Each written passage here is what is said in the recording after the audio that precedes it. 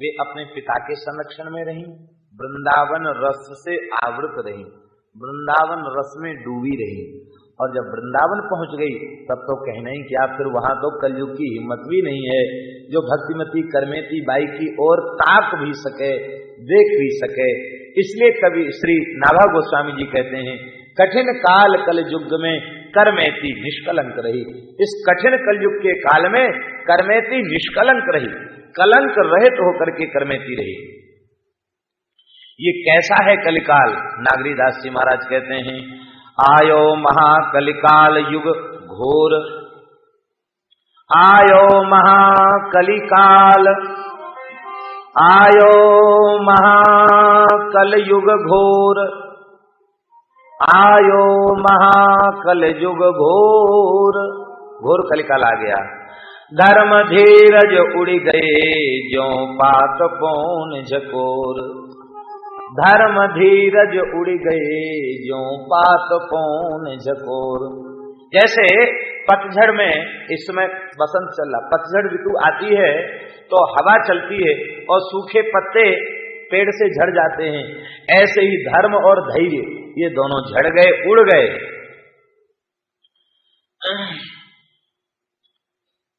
मिटी सजननी सुहृदताई, सज्जनता मिट गई, सुहृदता मिट गई। रहो स्वार्थ एक, सुखी को देखिए नहीं, दुखी लोग अनेक। लेत कलि कलमस दवाए, जाइए कहाँ भाग, कहाँ भाग करके जाएं? इस कलयुग के कलमस ने सबको आक्रांत कर रखा है, सबको दबा रखा है। सही बात है, जहां जाओ वहीं आग लगी है, कुएं में भांग पड़ी है।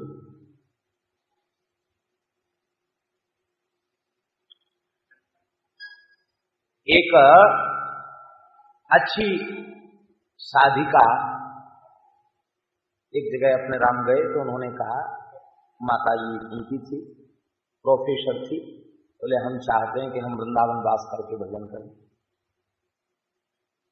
हमने कहा कि यदि ईमानदारी से भगवान से प्रेम करना, प्रेम है आप में, तो जहां हो वहीं वृंदावन प्रकट करो, वृंदावन आते जाते रहो, किसी संत के आश्रम में मत रहना, जाकर भूल कर मत रहना।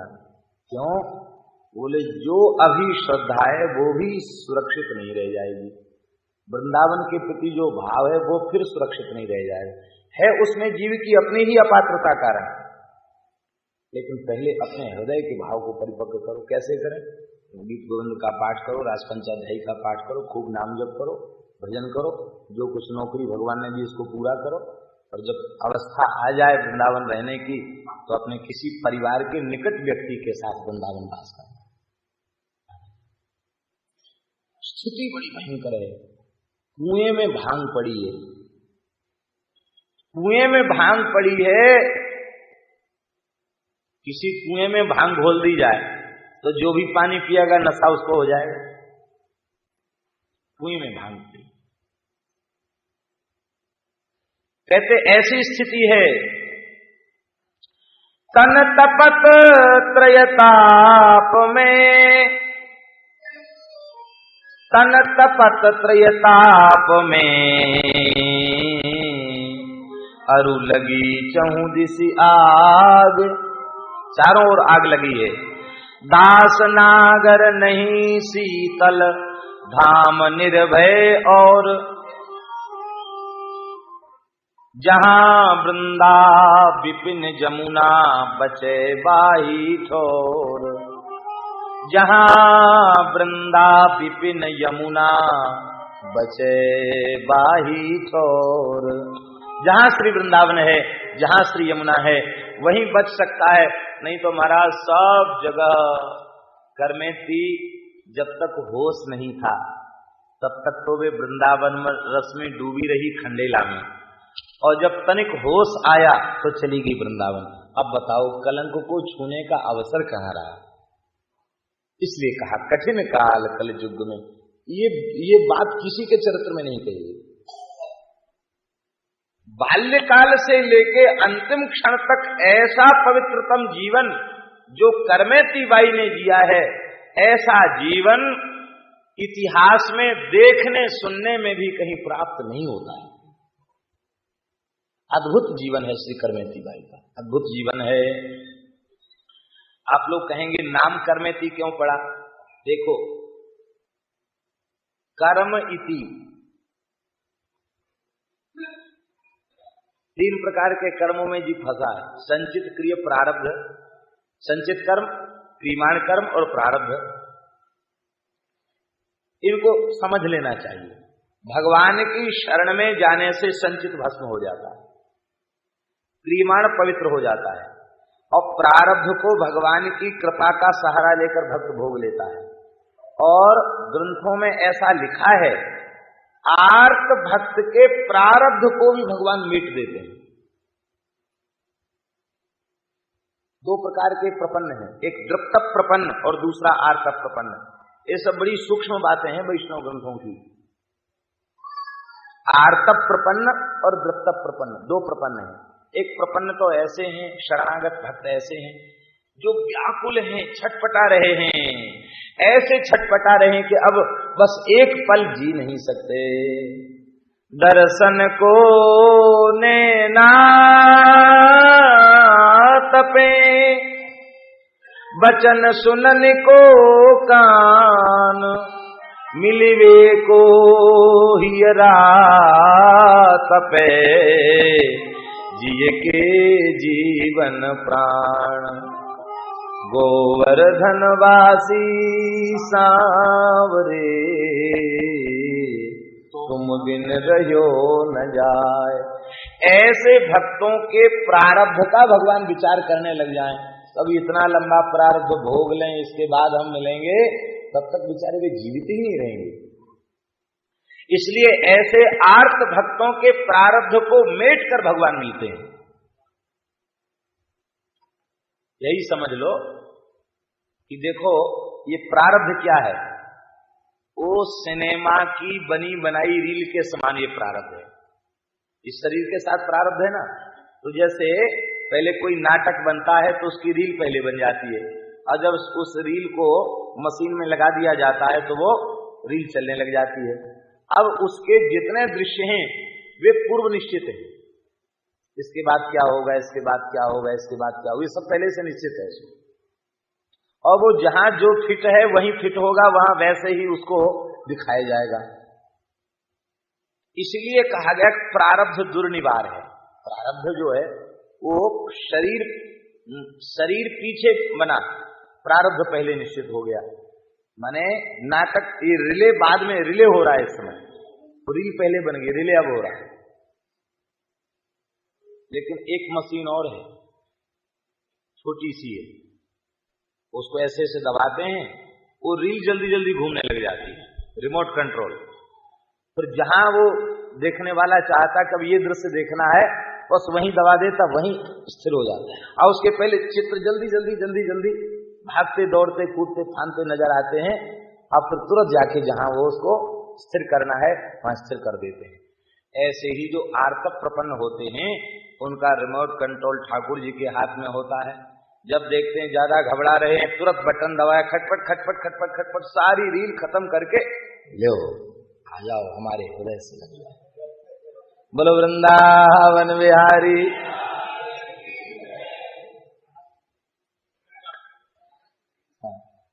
आर्त प्रपन्न। तो प्रारब्ध को भी प्रारब्ध भी नष्ट हो जाता है। प्रारब्ध का बंधन इसलिए नहीं है कि देखो भगवान की कृपा से 30 साल या 35 साल या 40 साल या 45 साल का प्रारब्ध भोग लिया, अब पता नहीं कितना बचा है, वो भी भोग लेंगे। शरण में आते ही संचित समाप्त हो गया, क्रियमाण पवित्र हो गया। अब केवल प्रारब्ध है तो उसको मिटने के लिए भगवान से क्या प्रार्थना करनी। लेकिन उसमें भी यदि भक्त आर्त हो गया तो उसके प्रारब्ध को मिट करके भी भगवान उसको प्राप्त हो जाते हैं। तो जिस भक्ता जन्म सिद्ध गोपी ने अपने संचित क्रियमाण और प्रारब्ध, इन त्रिविध कर्मों की इतिश्री श्री बिहारी जी के चरणों में कर दी हो, उसी का नाम है कर्मेति। अथवा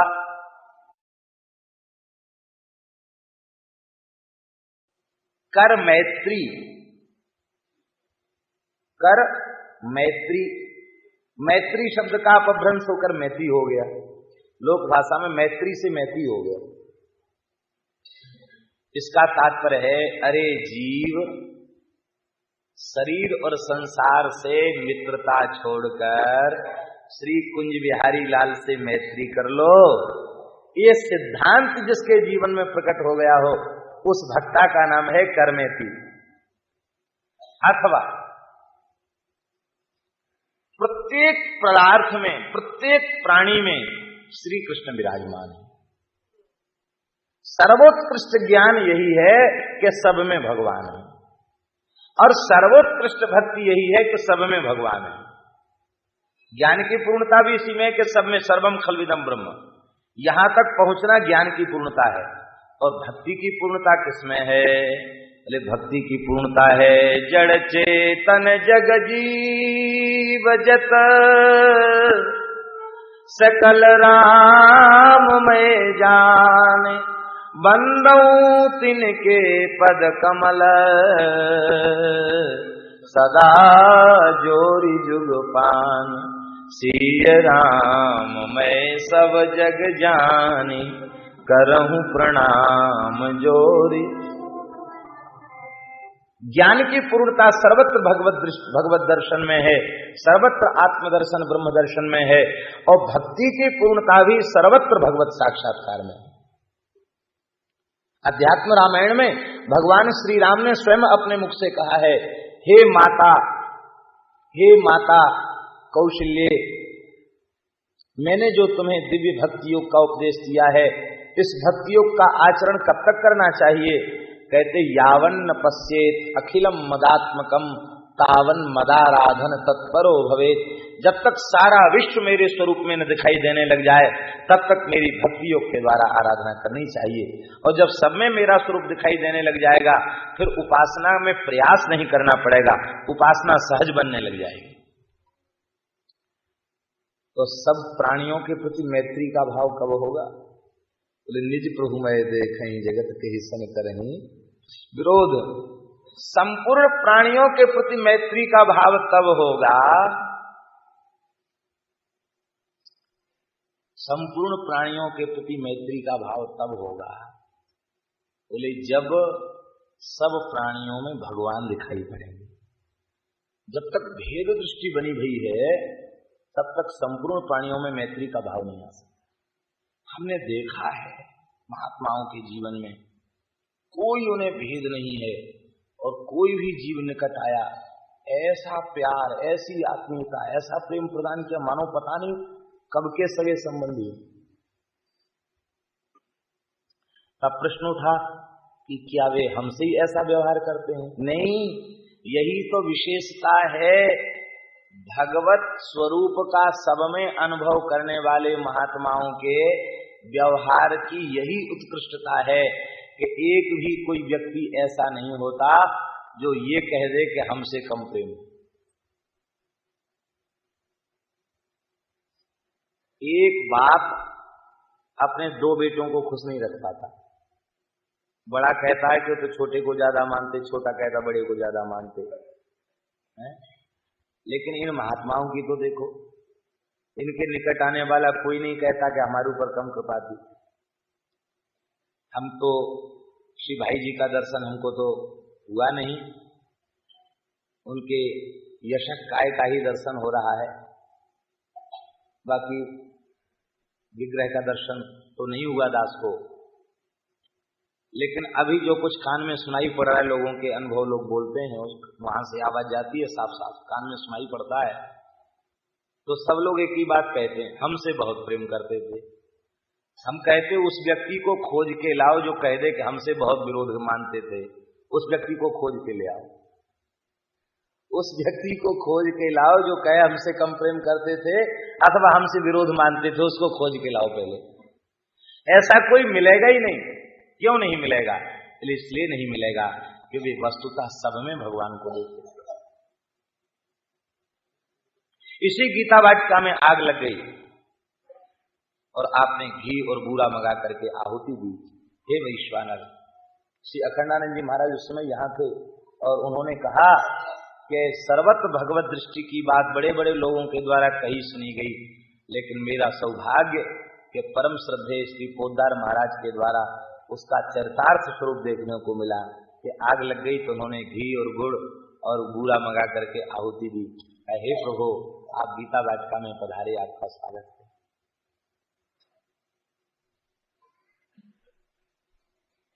ये संतों की विशेषता, ये संतों की विशेषता। हरिशरणम तो कहने का तात्पर्य यह है कि जब तक संपूर्ण प्राणियों में भगवत दृष्टि का भाव नहीं है तब तक सब में मैत्री का भाव नहीं हो सकता। और श्री कर्मेती, उनकी दृष्टि तो जित देखो तित श्याम मई है। ये देखो श्याम, ये देखो श्याम, ये देखो श्याम, जहां देखो वहां श्याम ही श्याम दिखाई पड़ते। कर्मेती का अनुराग किस कोटि का है? एक उदाहरण हम दे रहे हैं कर्मेती के अनुराग का। कर्मेती का अनुराग किस कोटि का है? एक गोपी कह रही है, अरे सखी तू क्यों रो रही है? बोले मैं इसलिए रो रही हूं कि अभागा दिन आ गया, श्याम सुंदर गोचारण करने चले गए। अब मैं प्रतीक्षा कर रही हूं कि सूर्य जल्दी से जल्दी अस्ताचल को चले हो जाए और श्याम सुंदर गैया चराए के लौटे, यही लिए मैं रो रही हूं। वो बोली तू व्यर्थ में ही रो रही है। एक जू मेरी अखियन में निश दिवस रहो करीबोन, गाय चरावन जात सुन्यो सखी, सोधो कन्हैया कौन। एक जू मेरी अखियन में निश दिवस रहो करीबोन, गाय चरावन जात सुन्यो सखी, सोधो कन्हैया को। गाय चराने वाला कन्हैया कोई दूसरा होगा। एक तो मेरी आंखों में दिन रात बसा रहता है, वही दृष्टि है कर्मेती की। उनकी आंखों में, हृदय में नंद नंदन बसे भय हैं, इसलिए संपूर्ण जीवों में उन्हें नंद नंदन दिखाई पड़ते हैं, जड़ चेतन में नंद नंदन दिखाई पड़ते हैं। इसलिए उनका किसी से विरोध नहीं रह गया। संपूर्ण जीवों के प्रति भगवत भाव के कारण मैत्री भाव उत्पन्न हो गया, इसलिए उनका नाम हो गया कर्मेसी। कर, ध्यान दें, कर मैत्री, कर मैत्री से कर्मेसी हो गए। तीन अर्थ हो गए। कर्मों की इति कर दी हो जिसने, और श्री कृष्ण से मैत्री कर ली हो जिसने, शरीर संबंध संसार से संबंध तोड़कर, और तीसरा सब में श्री कृष्ण को अंगीकार करके किसी से जिसका वैर विरोध न रह गया हो, उसको कहते हैं कर्मेती। ऐसी श्री कर्मेती जी महाराज निष्कलंक रही। नस्वर पति रति त्याग कृष्ण पद सो रति जोरी, नस्वर पति रति त्याग कृष्ण पद सो रति, सबे जगत की फांस तरक तिनु काजों तोरी, फांस तरक तिनु काजों। नश्वर पति रति त्याग, नाशवान पतियों में रति को त्याग दिया। ये संसार के पति कैसे हैं? बोले नाम तो है इनका पति। पति मन, पति शब्द का अर्थ क्या है? पा धातु रक्षण के अर्थ में है। पाती थी पति, जो रक्षा करे उसको पति कहते हैं। इन महानुभावों से पूछो कि ये पति शब्द आप में घट रहा है कि नहीं? पति शब्द का अर्थ होता रक्षा करने वाला। एक रोम की रक्षा नहीं कर सकते, एक रोम की, एक रोम की रक्षा करने की सामर्थ्य होती, एक बाल की रक्षा करने की सामर्थ्य होती तो कह देते खबरदार, पकना मत, झड़ना मत। एक बाल की रक्षा कर नहीं सकते, किसके रक्षक बने हुए हैं? इनकी दशा तो कैसी है। पानी केरा बुद बुदा असमानुष की जात, देखत ही छुप जाएगा ज्यों तारा प्रभात। कबीरा थोड़ा जीवना माणे बहुत मणान, सब ही ऊभा मौत मुह राव रंक सुल्तान। सब मरना है, सबको मरना है। कैसे हैं लोग? बोले बुद्बुदा इव तो येषु मशका इव जंतुषु जायन्ते मरणा यैव, मरने के लिए ही पैदा हुए हैं। क्या क्या लोग मंसूबे बांधे रहते हैं। अभी कुछ दिन पूर्व गुजरात में भूकंप आया था, कितने बड़े बड़े मकान जमीन में समाधिस्थ हो गए। क्या उन लोगों ने कभी सोच भी रखा था कि हम अकस्मात ऐसे मारे जाएंगे? उन्होंने भी अपने बड़े बड़े जन्मांग और बड़ी बड़ी कुंडलियां बना के रखी होंगी कि कब मरेंगे, कब जिएंगे, और जाने क्या क्या उन्होंने मन में सोच के रखा होगा। सब के सब खत्म हो गए, कोई ठिकाना नहीं है। अभी बैठे हैं, भगवान की कृपा से बैठे हैं। ये धरती तनिक इधर उधर हो जाए, फिर देखो 1 मिनट में ही पता चल जाएगा। 1 मिनट क्या, आधे मिनट में ही पता चल जाएगा कौन रहेगा कौन नहीं रहेगा। नाशवान नश्वर पतिरति त्याग, नश्वर इन नाशवान शरीरों में रति को श्री करमेती जी ने अच्छी प्रकार से त्याग दिया। श्री मीरा जी का तो सिद्धांत यही है। ऐसे बर को कावरूं यो जन्मे यो मर जाए, बरबरिए गोपाल जी जासो चुड़लो अमर है जाए। नश्वर पतिरति त्याग, नश्वर पतिरति त्याग, नश्वर पति में रति का त्याग कर दिया।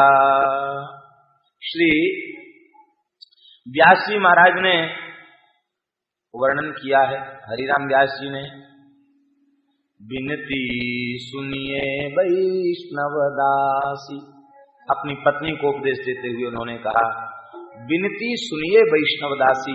अरे वैष्णवदासी बिनती को सुनो। क्या बिनती? बोले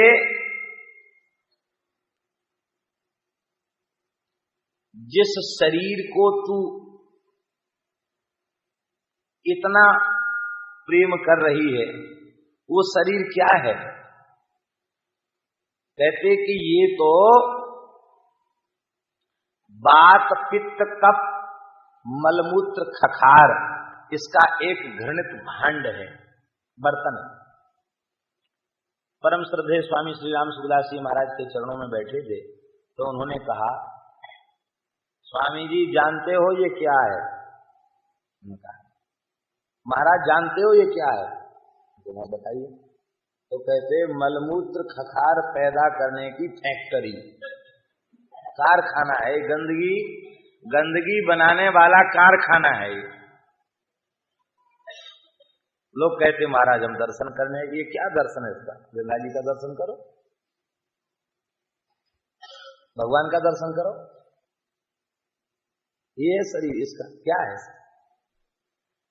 नश्वर पतिरति त्याग, नश्वर पतिरति त्याग करके और कृष्ण पद सो रति जोरी। आहा, सच्चिदानंद घन श्री कृष्ण में प्रेम किया। कृष्ण पद सो रति जोरी। संसार के पतियों की स्थिति क्या है? आज किशोर सुघर सो लागे, आज किशोर 16 साल का, आज किशोर सुघर सो लागे, रूप विवश पति पागे, काली बुढ़ाय होए जर्जर तन, झगरत मोह न त्यागे। आज धनी कल रंक, आज है फिर है नाही, करी ऐसे सो प्रेम होए नहीं जग सुख माही। आज सुहागिन बनिके फूली, भूली जग सुख पाई, काली अभागिन बनिके रोवती, ना तो ये दुखदाई। आज तो बढ़िया सिंदूर चढ़ा करके और जाने क्या क्या जो माताओं के श्रृंगार होते हैं नवविवाहिताओं के, वो पहन के फूली नहीं समा रही थी, और अभी कुछ ही दिन हुए कि छाती पीटने लग गई, चूड़ी फोड़ने लग गई। क्यों? बोले जिसमें अनुराग किया था वो तो चल बसा। इसलिए नस्वर पति रति त्याग, कृष्ण पद सो रति जोरी। तब करना क्या चाहिए? बोले याते बनी बैरागिन बसिए, करमेती बाई का विचार।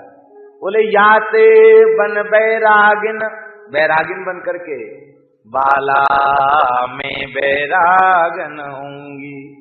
मीरा जी, बाला में बैरागन होंगी।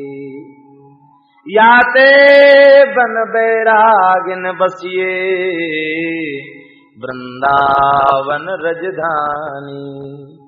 याते बन बैरागन बसिए, वृंदावन रजधानी। परम पुरुष राधा सर्वेश्वर, नागर सब दिन सुखदानी। बस ये निश्चय कर लिया। एक विशेष बात हम आपको बतावें। अभी वृंदावन की में भस्माल जी की कथा हुई थी, तो इसके ऊपर काफी देर तक चर्चा चली। जितने संत अब तक भये हैं, अथवा जो हैं, अथवा जो होंगे, सबके जीवन में सर्वोत्कृष्ट पक्ष यदि कोई है, उनके जीवन को उत्कृष्टतम बनाने वाला, उन्हें प्रभु प्राप्ति तक ले जाने वाला यदि कोई पक्ष है, तो उस पक्ष का नाम है उनका दृढ़ निश्चय।